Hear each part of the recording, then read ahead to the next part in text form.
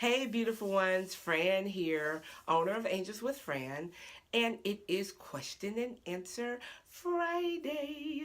And I am excited once again to answer your questions, and I'm very thankful that you guys send me the questions, and I really, really love doing this. I think this is probably one of the highlights of my week. So let's just jump into it. So the first question that I am going to answer is about connecting with your angels and how to connect with your angels and how to know if you're actually hearing from your angels or if it is you that you are hearing from. Is it your mind that's actually giving you the answers that you are seeking?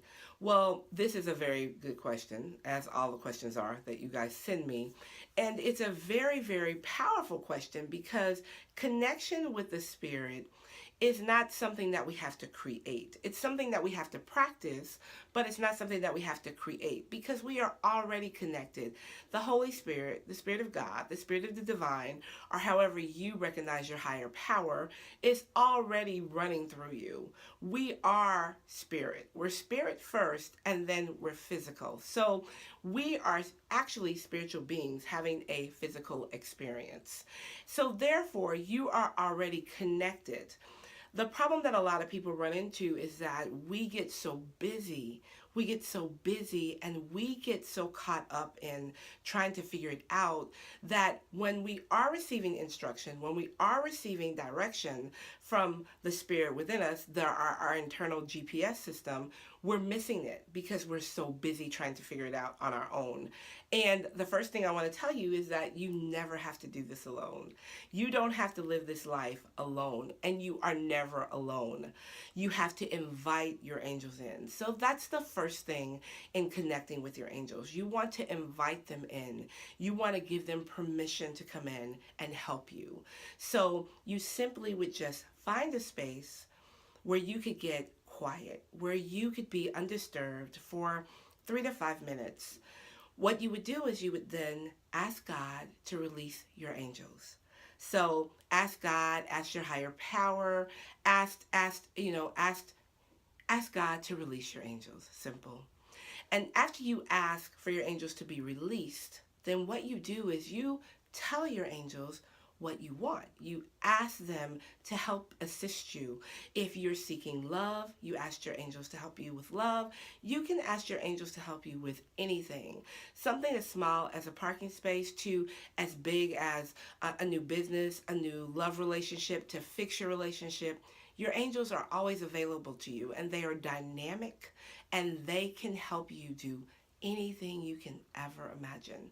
So once you're in that space and you have asked for your angels to be released, at that time, it's best to kind of quiet your mind, just to get really still as you can. If you have been watching my videos for some time, you know that I have always said that I used to have a very, very hard time meditating. Meditating for me was terrible because I always had this big, big, huge to-do list in my head. So to get quiet was really hard for me. So what I would do is in my space, I would get my Bible, I would read my word, and then I would just sit there and kind of find myself in almost a daydream mode.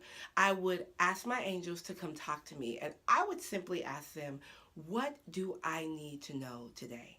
What do I need to know today? Sometimes when you're establishing that connection where you are communicating with your angels, you may get a word like patience. You may get be still. You may get transformation. You may even simply get a we are here. Don't get discouraged if you get one word. Just be mindful of that word that you were just given. A lot of times when people have trouble really getting still, I suggest that you get a piece of paper and a pen and you sit it on your lap. And then as you ask your question or you ask for guidance, simply gently just put your pen to the paper. You will be amazed sometimes at what is on that paper when you stop writing. Sometimes you may not get anything, but you may go about your day and then you will hear that small, still voice within you that says, do this, or make this call, or don't go that way, go this way. It is something that you have to practice so that you can get clear on. You want to clearly hear the guidance from your angels and the spirit. And in order to do that, you have to practice it. So daily, invite them in. Let them know that you are willing and you want them to help you, because you have your angels that are assigned to you from the minute you come into this physical plane. And then, as you need more angels, they come to you, they help you, but you have to ask, because remember, we are all beings of free will. Don't second guess and don't be too hard on yourself if you are trying to connect and you think you're not hearing anything, because angelic guidance can come to you in many ways. It could be a person walking up to you on the street saying, you know, I don't know you, but I just feel like I have to tell you something. It could be you pick up a book and the exact answer that you're looking for is right there. Your angels are marvelous beings and they have dynamic ways of helping you in your physical life. So try those tips, and you can also visit my blog at my website at www.angelswithfran, and there's a lot of little tips and meditations and things that you can do to connect to your angels. All right, thank you for that question. I could talk about the angels all day. As a matter of fact, that's my favorite thing to do. I know a lot of you know that. The second question that I got was from a lady who has the gift, like I have the gift of hearing from her angels and being able to be a very, very clear link to spirit, but is afraid to do it. So her question is, how do I come out? How do I let people know that I actually have this gift? Well, here's the thing. It depends on what you're trying to do with your gift. If you are trying to walk on purpose and actually use your gift to help guide and direct people, you're going to have to let people know you have the gift. You can't hide the gift. However, I'm going to tell you that I know that it is extremely hard to come out of the spiritual closet. It was probably harder back when I came out the spiritual closet, because I was in the spiritual closet for a very, very long time. Did not want to be different, just wanted to be normal, thought that, everybody else was normal and I was not normal. Now that is not the case. Being a spiritual teacher, an angelic messenger, being a spiritual medium is more accepted in society today. As a matter of fact, people are teaching people how to do it. People are thirsty for more of that spiritual connection in their lives. So now is a great time for you to come out, as you say. What I would do if I was you, and what I did, was I would seek a mentor. I would get a very, very good mentor, someone who does what I want to do, and I would sit with them for a while, study with them for a while. I would brush up on your technique. I would definitely ask my angels or my spirit guides or whoever you are connecting to what they want you to do with this gift. Because if it's being very relevant to you right now, if you find that you've got that nagging, that you've got something to do, that means that they are trying to put you out there. If they are trying to put you out there, then they are ready for you to work. And when they're ready for you to work, it's time to get to work. So I would definitely ask, and I would be very prayerful about how to move in my purpose and how to move on the spiritual journey that is laid before you. All the answers that you seek are within you. And anybody can tell you, well, you should do this and you should do that and you should do this. But at the end of the day, you have to do what makes your heart happy and what makes you feel good.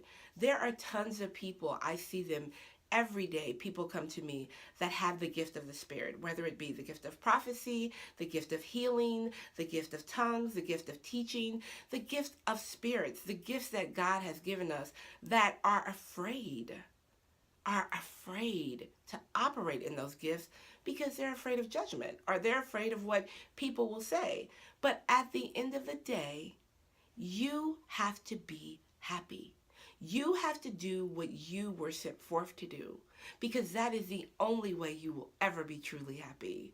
So take some time with it, sit with it, talk to God about it, journal about it, write about it, connect with someone who can help you on that journey. Connect with someone who resonates with your spirit, because everybody doesn't resonate with your spirit. So you may have somebody who says, "Hey, I can help you. I can do this. I can do that," but they don't feel right to you. It's not a good feeling. You want to be with someone that meshes with you. So ask for clarity and direction about which way to go. And you will be amazed at how wonderful you feel when you are not in the closet anymore. I know I was. Thank you for that question. The third question that I got this week is another question that I get all the time, and it's about manifesting love. And this question is, what if I have manifested the wrong love? How do I get rid of that? Well, let's see here.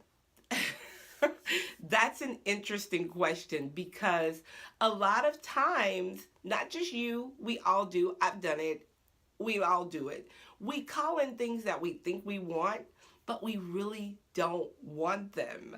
That is why when you're doing your intentions, when you are doing your work, when you're doing your ritual work, or maybe your new moon ritual, or you're doing your prayer work, your journaling, you've got to be very careful about what you're asking for. You have to be specific. So to call in someone who is rich but not generous does not serve a purpose. To call in someone who is fine, as we say, and good looking and looks good on my arm, but is not healthy, is not a good thing to call into your life. You have to be specific about what you're calling in. And not only do you have to be specific about what you're calling in, you have to leave room for God to move. You have to leave room for the universe to move in. So that is why I always tell my clients, tell people, ask for this or something better. Because we think we know what we want. Of course we think we know what we want. We think we know everything, right? We think we know better than the angels and better than all the heavenly hosts that helps us. But really we don't, because they have sight and infinite wisdom that we don't have. So if you have called in something that you don't want, or someone that you don't want, the best way to correct that situation is to ask your angels to fix it and kind of be still with that. You have to be really conscious and very mindful, because it is important to make your request known, but you have to make good, solid request known. You have to spend time with your vision. And that's the mistake that a lot of us make. We are very impulsive in our creating, and you have to consciously create. Don't be impulsive. You have time. Don't be anxious. When you sit down to manifest, intend, meditate, be very consciously aware of what you're calling into your life. Because if you ask, it is given. Every time, non-fail, if you ask, it is given. Remember that. Remember, what you ask for, you shall receive. All right, guys. I have had a great time once again.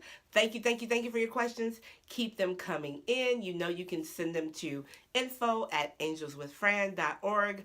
I will leave the information in the box below. It's been great talking to you. I hope you have a great and fabulous week. I'll talk to you later. Bye for now.